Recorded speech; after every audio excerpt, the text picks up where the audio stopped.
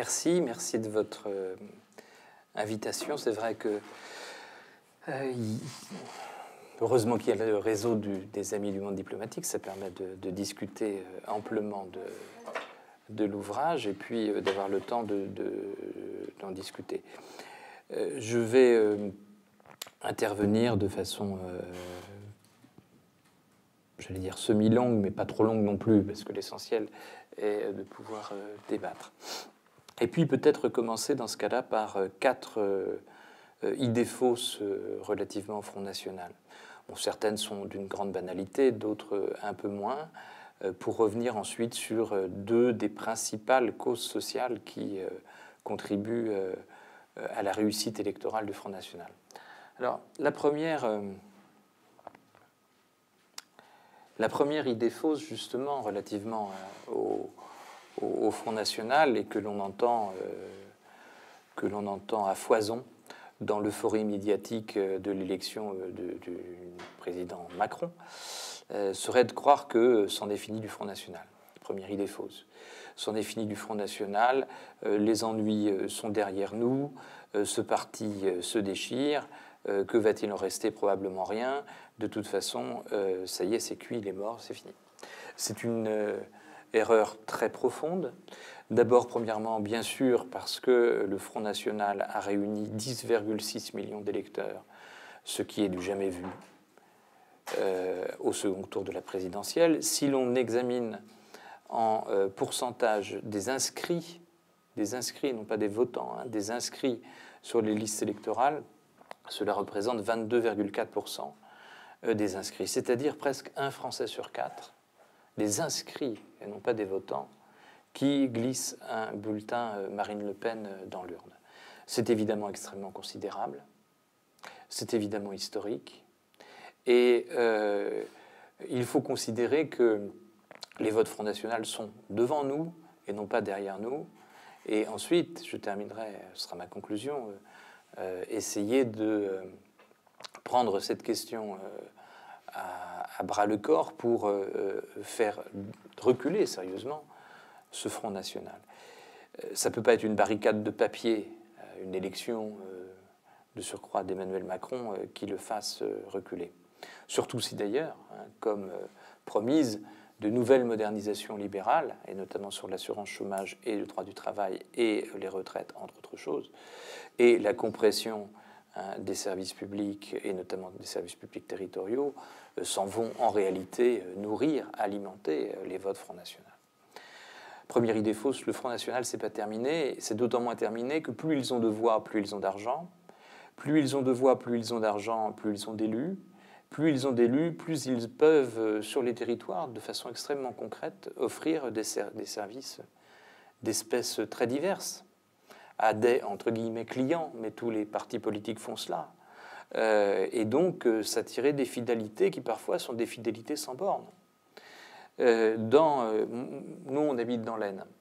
Je travaille à l'université de Picardie, on habite en Picardie, dans l'Aisne.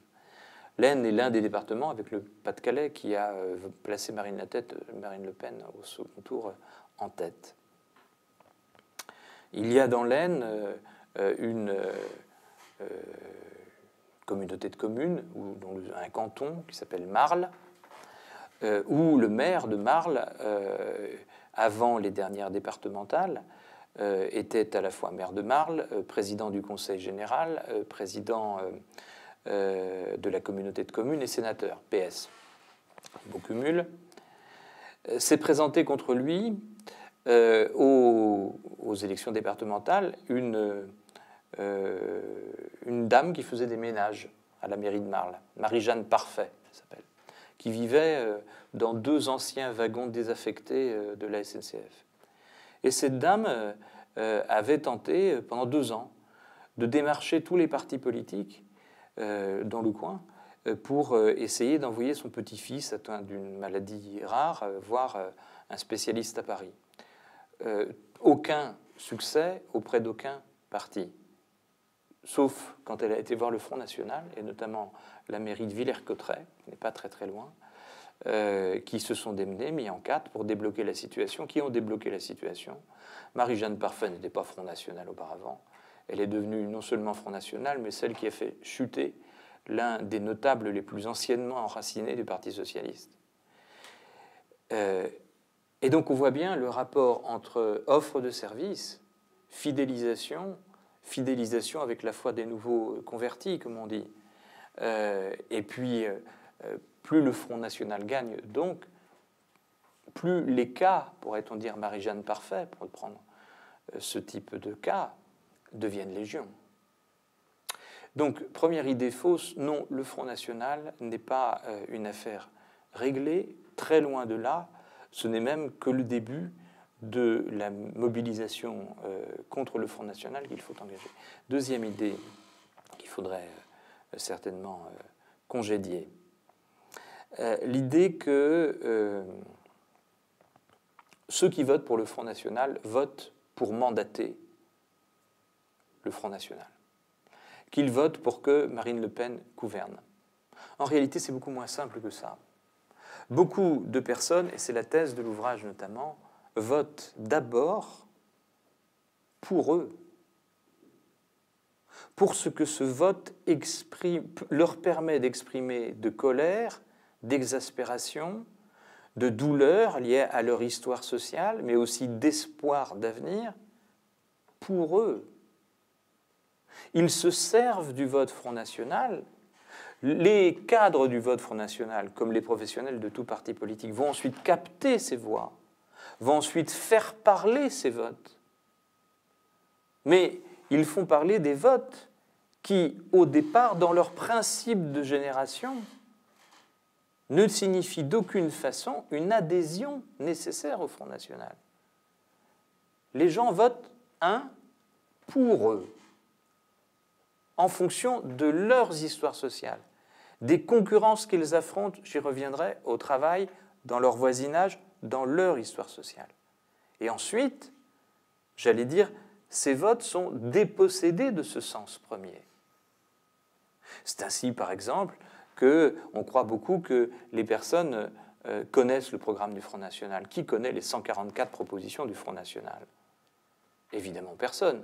Et je peux vous dire, dans l'Aisne, évidemment personne. Mais plus que cela, beaucoup de personnes disent explicitement, pour ce qu'ils en connaissent, qu'ils ne sont pas d'accord. Qu'ils ne sont pas d'accord avec plein de dispositions. Ce qui m'amène à ma troisième idée fausse. Et qui ne sont pas d'accord avec ces dispositions, mais qu'en plus, ils ne veulent pas que Marine Le Pen gouverne. J'ai encore en tête, puisque je suis avec vous à Versailles aujourd'hui, j'ai encore en tête cet entretien long avec un homme maintenant entre 40 et 50 ans, fils d'aristocrate plus ou moins désargenté versaillais, pas très loin d'ailleurs d'ici, qui est sous-directeur de prison, Sciences Po Toulouse, sous-directeur de prison, qui n'aime pas les étrangers parce qu'il considère que les étrangers, on les retrouve en prison, même si en réalité les gens qu'on retrouve en prison, c'est d'abord premièrement les populations pauvres, plus que les populations étrangères, mais bref. Il n'aime pas les étrangers parce qu'on les retrouve en prison d'une part, et puis d'autre part, il s'était marié avec une Colombienne qui était médecin en Colombie, mais en France, plus rien. Et ils ont divorcé, ça s'est très très mal passé, etc. Il n'aime pas les étrangers. Alors il dit, je vote Front National parce qu'il faut que les étrangers nous respectent. Et puis, il faut que la France retrouve sa grandeur d'avant. Fils d'aristocrate, on voit bien ce que c'est. Mais en même temps, il dit, en même temps, la retraite à 60 ans, c'est des conneries. Finir avec l'euro ou la loi El Khomri, c'est vraiment des conneries. Non, moi, je veux un coup de massue, mais surtout pas que Marine Le Pen passe, ce serait une catastrophe. Et on retrouve dans beaucoup d'entretiens, beaucoup de personnes qui nous disent des convictions très diversifiées concernant la volonté de faire élire Marine Le Pen. Troisième idée fausse, l'idée que qu'il y aurait un électorat Front National. Et d'ailleurs, personne ne se risque désormais, aucun sondeur, qui pourtant adore ça, ne se risque à dresser des portraits robots de l'électeur Front National. Tout simplement parce que c'est impossible. Parce que le Front National arrive à capter ce que, dans l'ouvrage, le professeur de sciences politiques à la Sorbonne, Daniel Gaxi, très, très justement, appelle un conglomérat électoral volatile. Non pas un électorat fixe, stable, dont on peut dresser un portrait type, mais un conglomérat électoral volatile. Le Front National, indépendamment de ses scores, est le parti en France où il y a le plus de flux d'entrée d'électeurs, de sortie d'électeurs.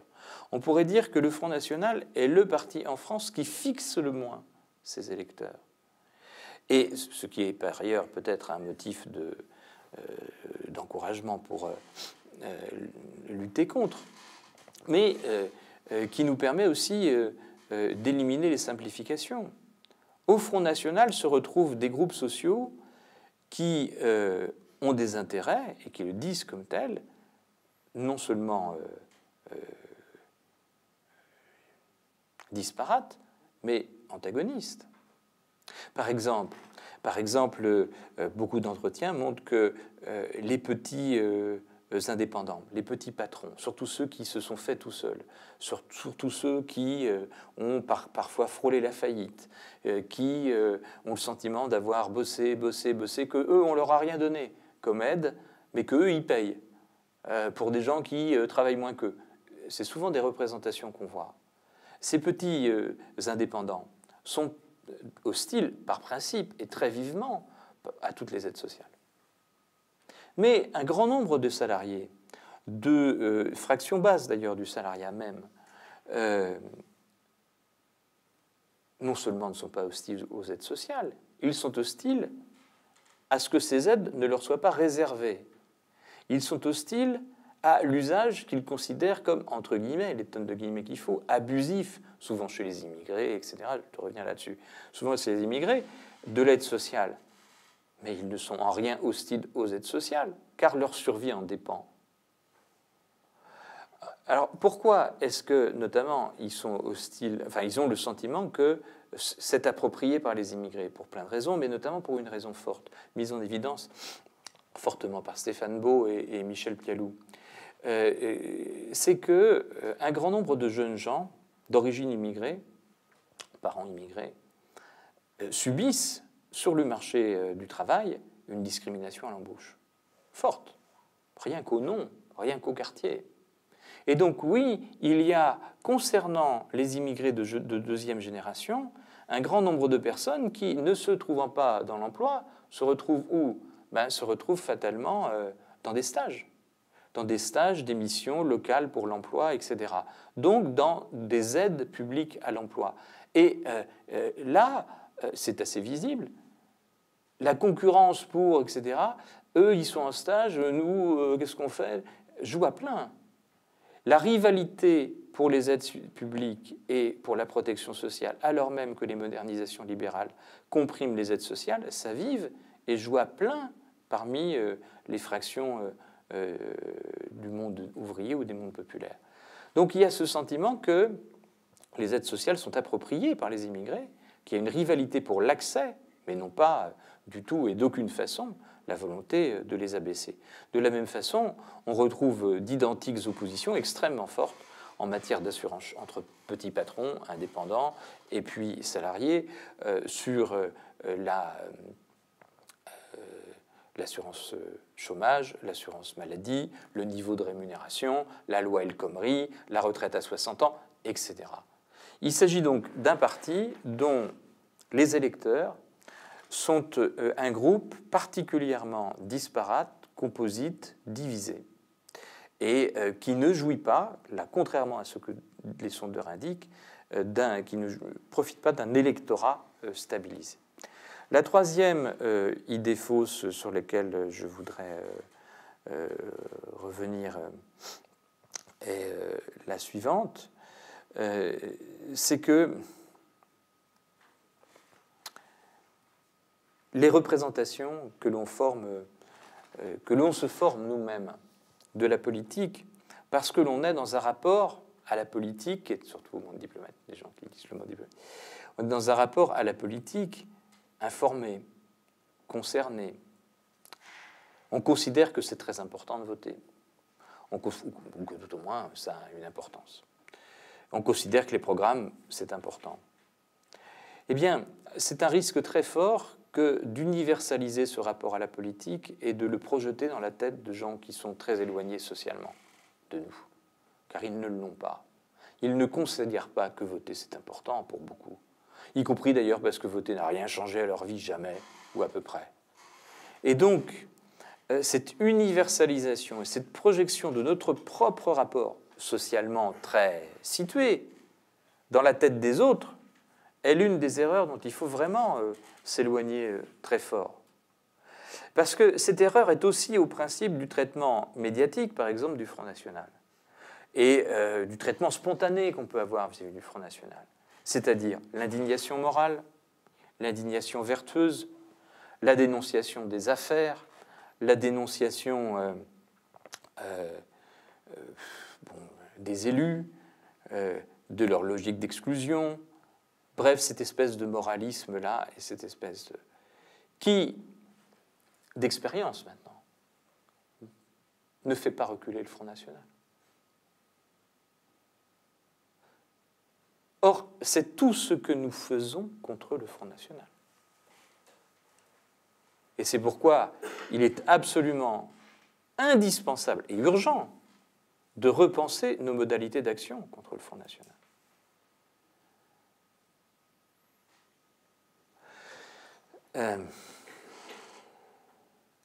Globalement, on pourrait dire que l'enfer est souvent pavé de bonnes intentions, bien sûr, et que les indignés moralement contre le Front National font grossir le rang de ceux qui votent Front National. Pourquoi ? Parce que plus on maltraite le Front National, plus il apparaît maltraité, plus il apparaît que, par exemple, journalistiquement, les gens n'aiment pas, ça coince, ça grince, ça se passe pas bien. Bon, pour une raison ou pour une autre, d'ailleurs, ils en surjouent, le Front National. Plus ils apparaissent stigmatisés. Et plus, bien sûr, tous ceux qui ne sont pas dans les mêmes espaces du tout, mais qui se sentent par le monde entier, mais notamment par, entre guillemets, ceux d'en haut, maltraités également, méprisés également, interdits également, disqualifiés également, se sentent proches de qui ? De ceux qui, dans le champ politique, sont identiquement interdits, méprisés, disqualifiés, condamnés.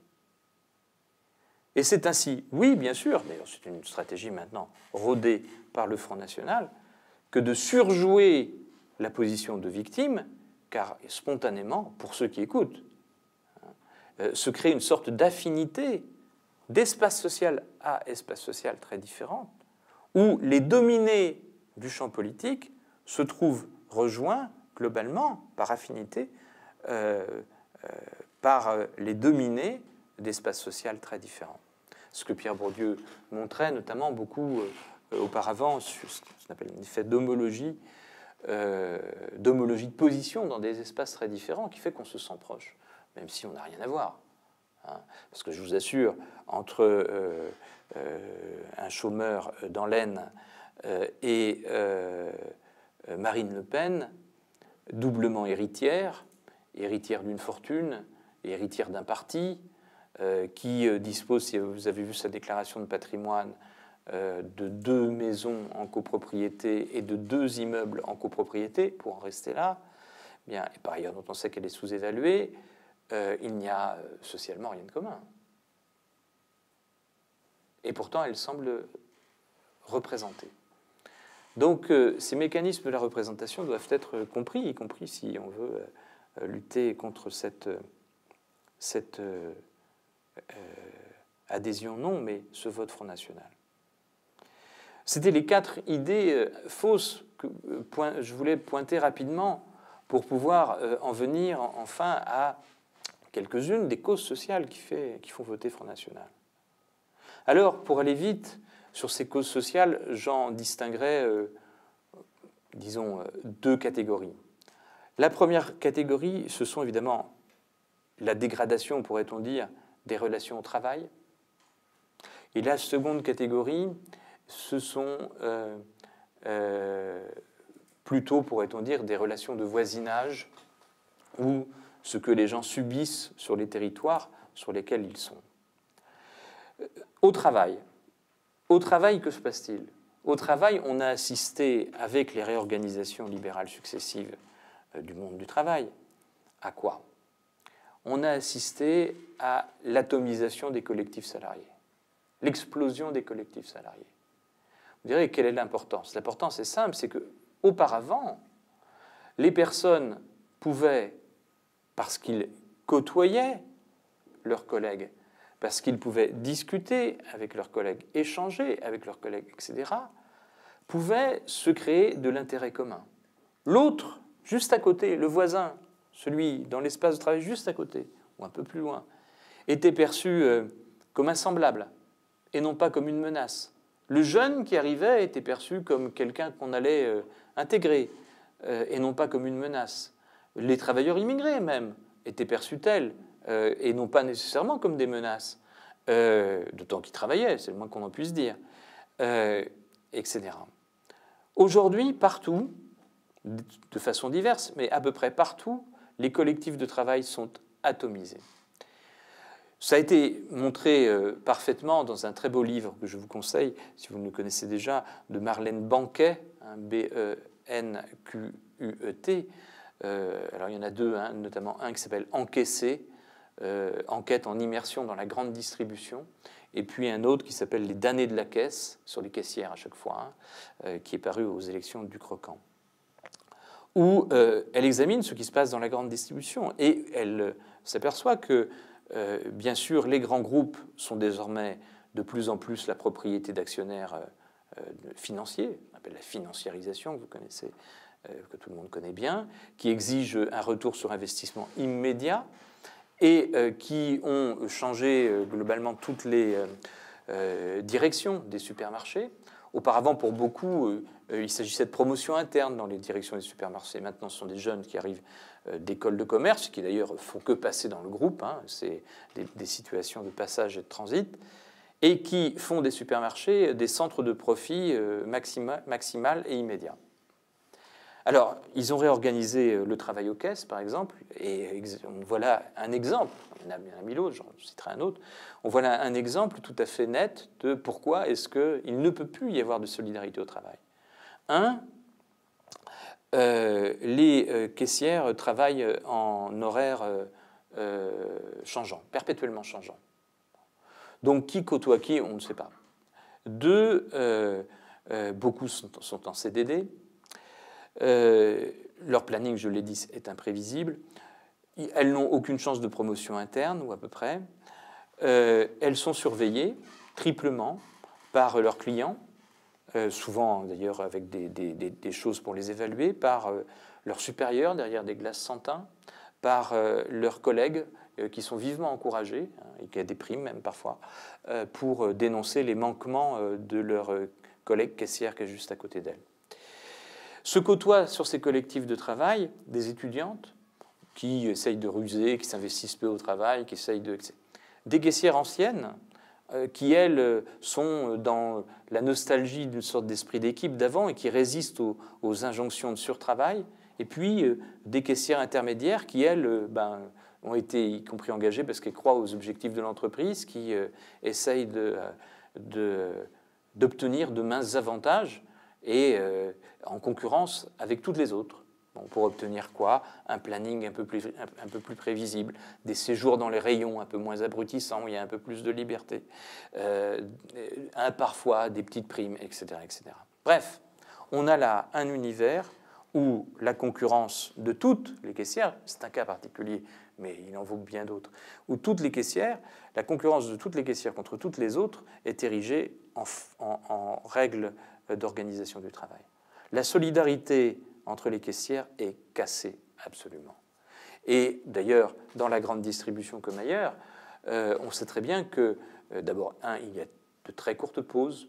2, quand il y a une pause, ce n'est pas de la discussion, c'est pause pipi ou pause clope, mais c'est tout, hein, et rapidement. Et donc, tous les moyens qui auparavant permettaient de fabriquer de l'intérêt commun, j'allais dire quoi, si vous me l'autorisez, de l'intérêt de classe, une conscience de classe. L'idée simplement, l'identité de classe, c'est quoi? C'est qu'on est dans une position identique, qu'on souffre des mêmes mécanismes, et que ces mécanismes, ils sont bien décidés quelque part. Tout ceci est impensable, est devenu impensable. Je parlais de Stéphane Beau et Michel Pialou qui ont signé plusieurs textes dans l'ouvrage, mais dont on connaît surtout et beaucoup le très grand livre sur les usines Peugeot à Montbéliard, Retour sur la condition ouvrière, par exemple. Il montre la même chose que ce que je viens de décrire pour les caissières. Il montre comment les ouvriers d'auparavant, qui étaient justement très attentifs à une sorte de culture d'atelier, à un esprit d'équipe, à une solidarité d'atelier, à un savoir-faire d'atelier, etc., sont aujourd'hui disqualifiés, ne sont pas continués, pourrait-on dire, par les jeunes qui arrivent soit par les sous-traitants, souvent en CDD, ou bien sur des contrats courts, qu'ils ont d'ailleurs durement acquis, parce que le chômage n'était pas du tout évident à abandonner dans bien des cas, et qui, eux, dévalorisent les plus anciens, ont des savoir-faire qui ne sont pas les mêmes, ne fonctionnent pas sur les mêmes machines ni sur les mêmes logiques, et qui, surtout, ont été recrutés parce qu'ils étaient pleins de zèle, évidemment, pour conserver son travail, et qu'ils étaient d'une certaine docilité, évidemment, pour consacrer son travail. Même si la docilité n'est qu'apparente, et que peut-être ils s'en foutent bien mal, mais tout au moins, on n'est pas sur les mêmes logiques que les ouvriers anciens. Et donc, on a des collectifs de travail où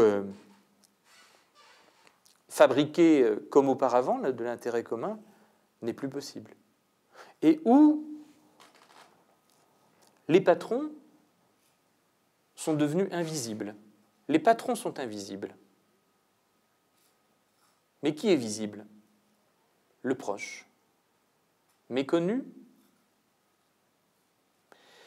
Menace, plus ou moins fantasmée,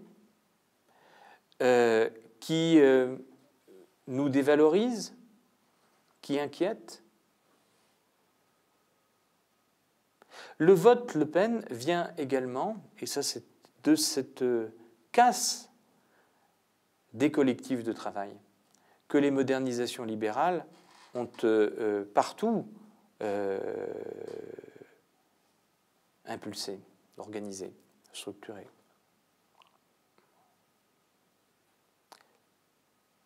Un univers a été créé au travail où c'est, non pas tous pour un, mais chacun seul. Chacun tout seul. Un univers qui isole les souffrances, qui les sépare. Où c'est, si vous m'autorisez cette expression, chacun sa merde. Et un sauf-qui-peut général. On a coutume, pour la formule, de dire que dans ce sauf-qui-peut général, le général de ce sauf-qui-peut s'appelle Marine.